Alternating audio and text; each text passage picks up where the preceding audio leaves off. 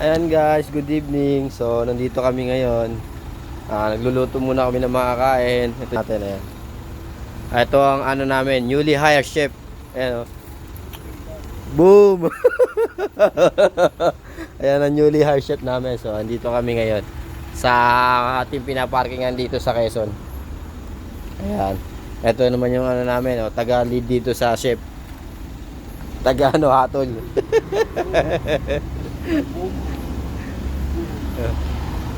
Ayan, so at pala nakakabili ako ng lamesa. Pag ano makabili ng lamesa ka.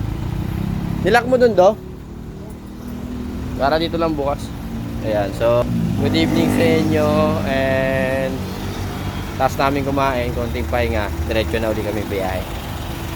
Ayan, so dito kami sa Quezon.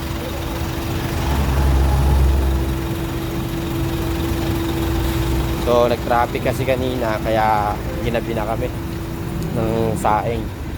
Ayan.